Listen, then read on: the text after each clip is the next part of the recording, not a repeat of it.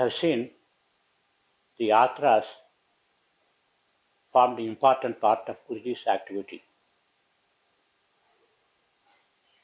One of the destinations that he visited 5 times is Jageshwar. Where is it and how is it important?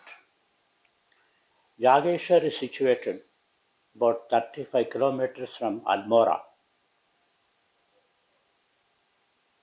It was once a nearly 2-acre temple complex with most of the temples in a dilapidated condition and handed over to Archaeological Department of India to protect it as a monument. But 2 or 3 temples were spared for the public to worship, and there was not much of a pilgrimage crowd visiting that place. There is a small village around. Today, you find it has become a very important location for the pilgrimage, and a lot of Guruji's devotees and others also are visiting that place. The name itself should indicate to you, Jageshwar means Jagaran. That means awakening your consciousness to reach to a higher level. So that place should awaken or arouse your consciousness to higher levels of existence. And this location is in the Kumavan mountain range. Kumavan has come from the name Kumaraswamy.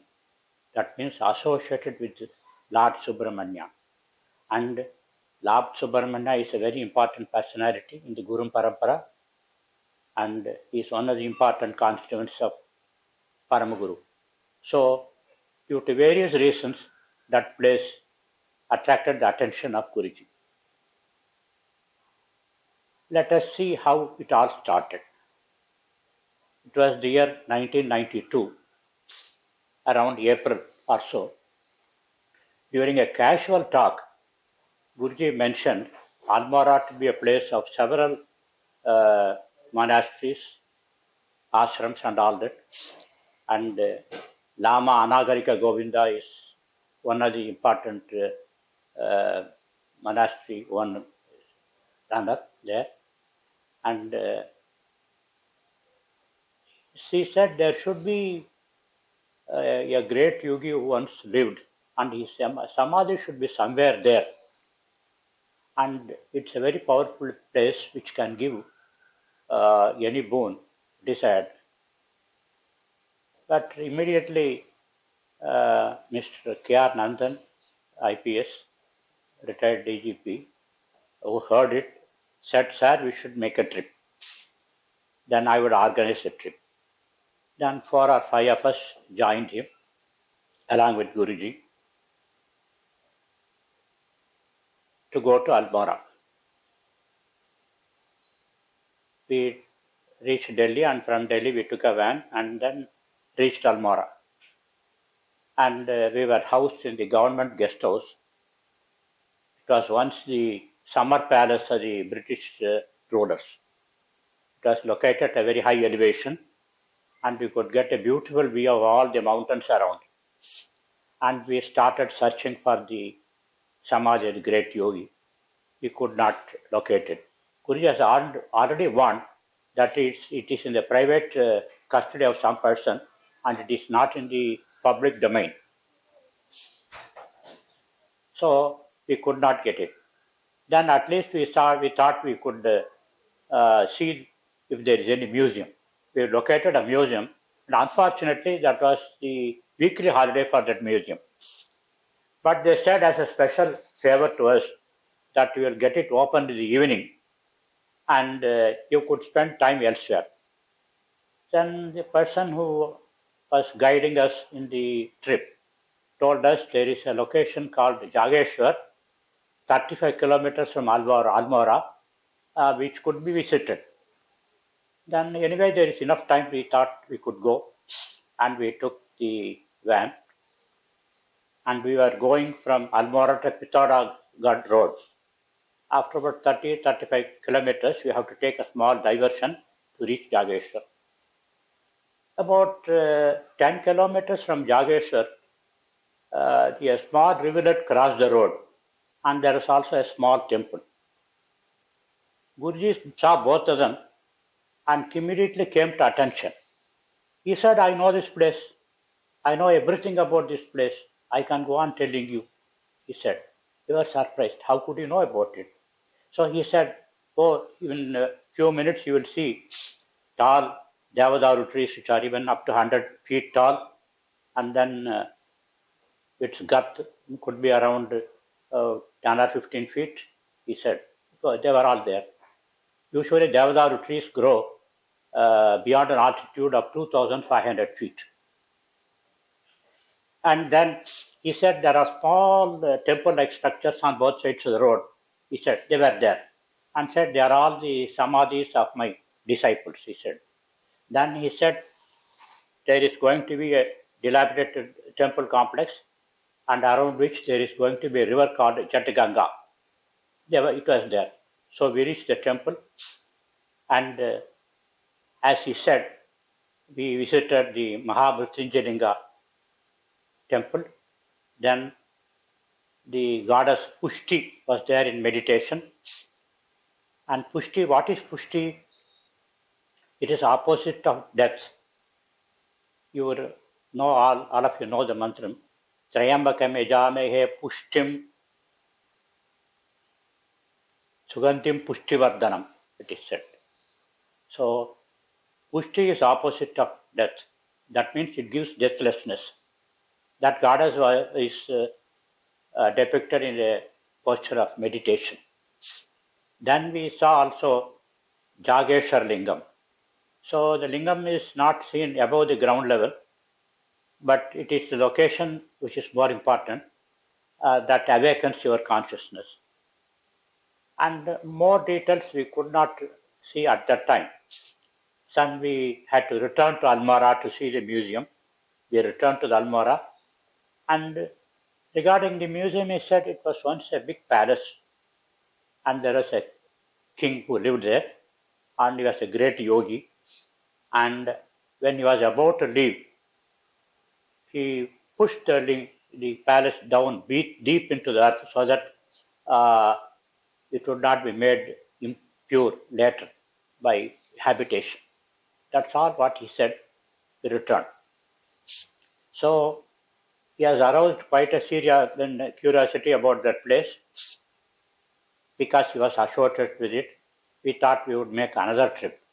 And then this trip was planned by Mr. Sriram Tiwari, who is also from the police department, IPS. And then he took us first to Allahabad. Then Allahabad, he would go to Hardoi, and from Doi to Almora, and then to Jageshwar. That's the route he said.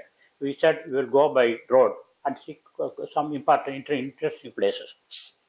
So we reached Allahabad, and he proposed we could go to Triveni Sangamam, and we could give Argya, because all the three rivers are supposed to be joining there, Ganga, Yamuna and Saraswati. So Guruji agreed. We got into a boat. We reached the exact location where it is believed that the Sangamam takes place. And there they have made some arrangement. They have erected a kind of a bamboo structure, a platform on which the devotee has to stand, and the water level will be around 1.5 feet below, and he will take the water and then give argya to the goddesses and pray and then return. So we also were supposed to stand there and take the water from our palms and give argya. The moment we reached and then we all stood, there was a big cracking sound, and the platform gave way, and the platform was slowly sinking. So it's quite a dangerous situation, and it started sinking, and when it reached a level 1.5 feet below the water level, it stopped suddenly. Then there was a surprise, and Guruji was in all smiles, and he understood that the three rivers, sacred rivers, have washed his feet. And then we gave the argya and returned to our location. I would recall a similar incident that took place in Dwarka. We made a trip to Dwarka, and in that trip, Guruji was standing near the seashore, maybe about half to 1 kilometer from the shoreline. He was looking at the sea in a very pensive mode. Probably he recollected how the sea rose and devoured the entire city of Dwarka. And then probably, we don't know what was going in his mind, this sea coastline was slowly moving towards us. And we could see it bit by bit. And it came up to his feet and then washed his feet and then again slowly receded back.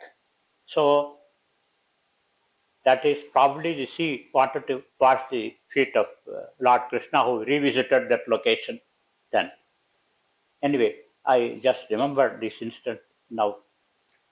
After that, Allahabad, Mr. Tiwari proposed, why don't we go to Ayodhya? Then Guruji immediately accepted the proposal, and he said we could see the Babri Masjid, which is going to be anyway destroyed in the another 3-4 months. We could see what it is about.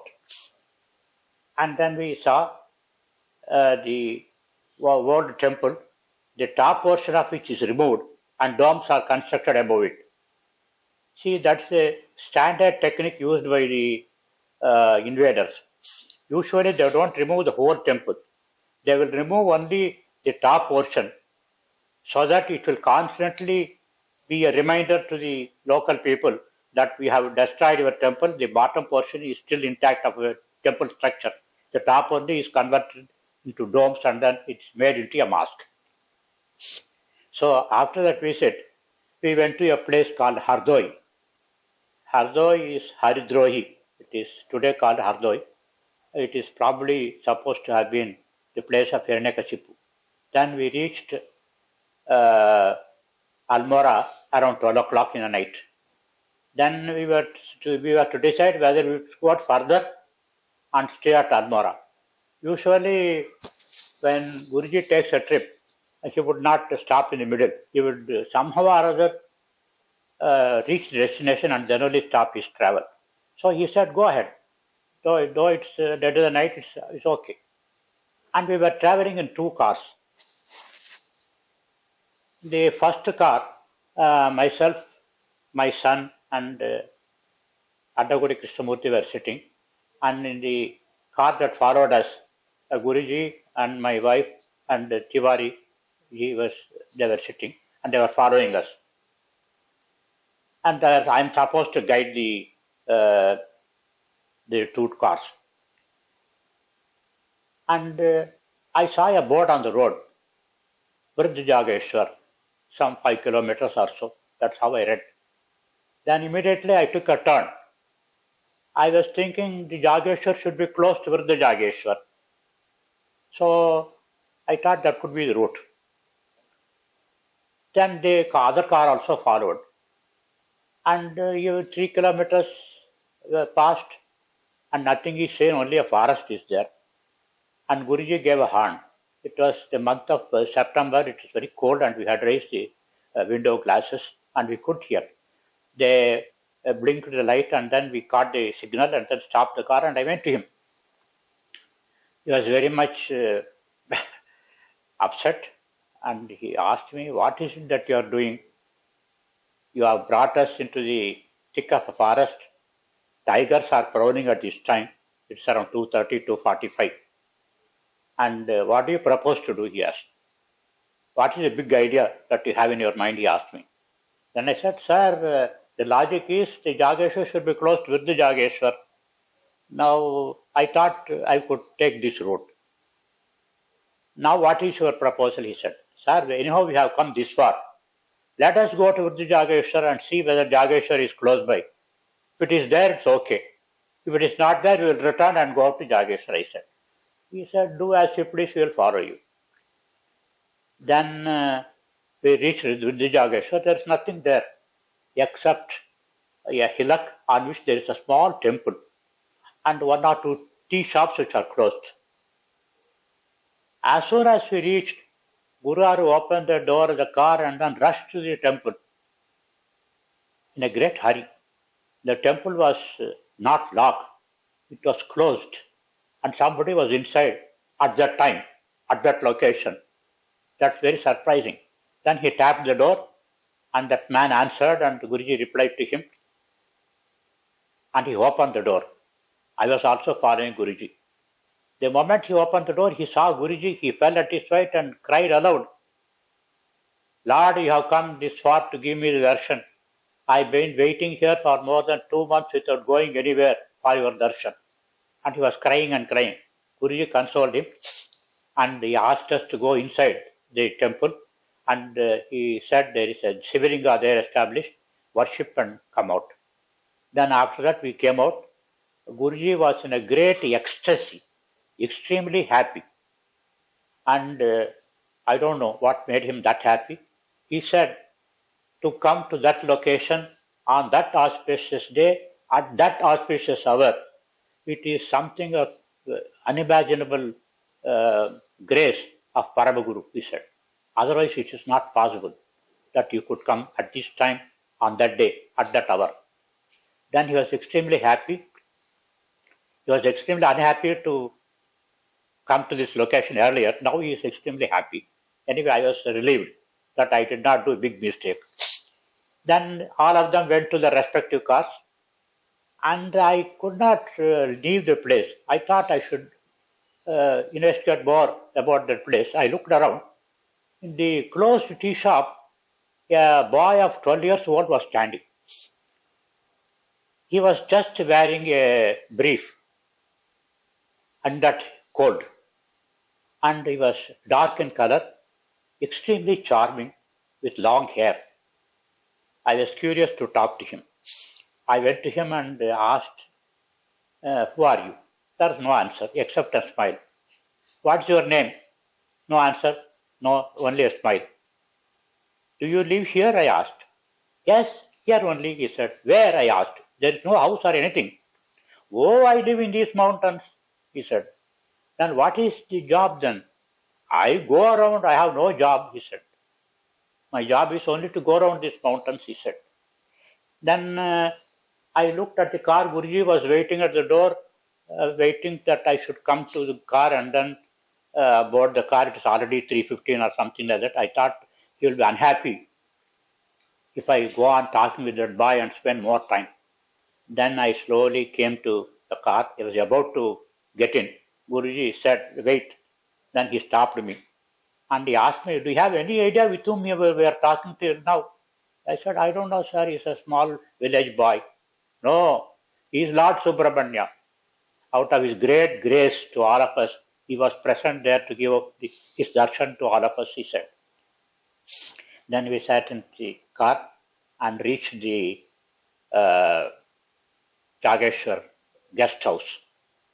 It is a tourist guest house. We took our accommodation. And it was already around 4 o'clock or so. And Tiwari was in a great hurry to go back to Delhi, take a flight at 7 o'clock, reach Madras, then go to Tirupati, and then supposed to receive the chief minister there. He is in charge of the security arrangements for the chief minister. But Guruji insisted, no, you should take your trip to the temple and then have the darshan and then only go. Then he said, sir, if I take the darshan, make the darshan and then go, I would reach very late and I may miss the flight. And he said, no, the flight will wait for you, he said. Then meekly he obeyed, waited till the temple was open around 6 o'clock. Then he took the darshan and then left for Delhi. He reached the airport by 8:30. The flight which was to take off at 7 p.m. was not taking off at all. Nobody knew the reason. It is not that the mistake of the pilot, not that the control tower. Nobody knows the reason, but the flight was waiting. So he got into the flight and then took off. So the next morning we went round the temple, and some more features of the temple Guruji explained to us. And there were two trees which were nearly 100 feet tall, with a circumference of nearly 30 feet. That was a sight to see. And by the side of which there is a wall. And there is a small triangular niche in it. And he asked the pujari, what is it? He said, we have some story here that some saint lived here, and then we are doing puja to that klish, a triangular klish. Then Guruji said, they don't know that I lived here. I was named as Tridandi because I was always carrying a stick with the top portion made up of 3 branches. Nobody knew my name. There was a king of the Chand dynasty, and they also had great respect for me. And my disciples used to be there around the temple in the forest, and they are supposed to meet me only on full moon days. That's the discipline. Disciple, that word comes from the word discipline. You can't call yourself as a disciple unless you are very much disciplined. So then he also said, I'll tell you more about this that saint. One day I believe he called all his devotees and asked them to make a pit. Then he said, I will enter this pit and close it. After some time I'll come out. And they had such a regard. They obeyed his orders. They dug a pit and he went in, and then they closed it. They were waiting that he would come out. He did not come out. After a few days they became restless and then opened the pit, and he was not there. Nobody was there. What happened to him, nobody knew. He disappeared. After 10 days, a person of that locality returned from Kumbh Mela of Allahabad. He said, it's such a surprise, our Guruji was seen there at Allahabad in the Kumbh Mela on that day, at that time. That was the exact time that he entered into the pit. So he entered into the pit and immediately went to Kumbh Mela at Allahabad and never returned to that location. All these stories he said about the Jageshwar. He also said one more thing. Usually the Jyotirlingas are given some description where they are.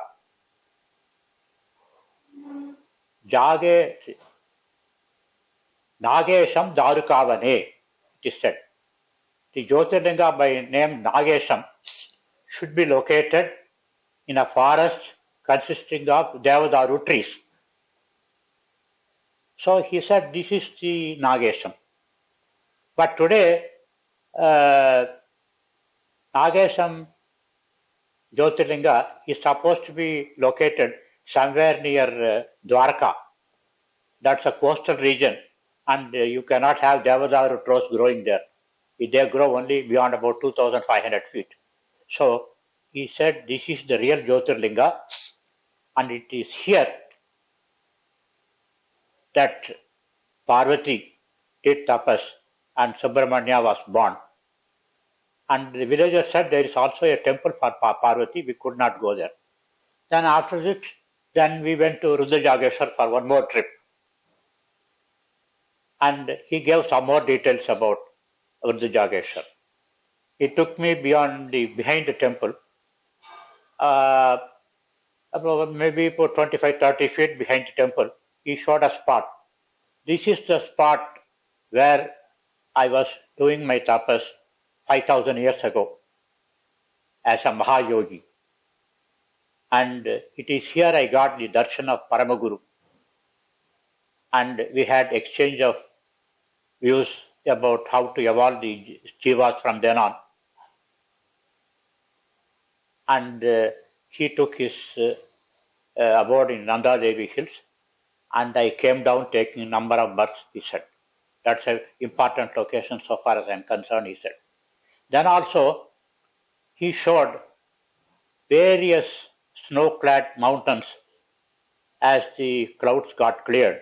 That was the month of September, And he also showed the peak, which is the Kailas peak. So he said, many people used to meditate and do tapas at Vruddha Jageshwar, looking at Kailas from here. Ravana did it, he said. And even Parvati is supposed to have done her tapas at Vruddha Jageshwar. So Vruddha Jageshwar is a very important location, he said.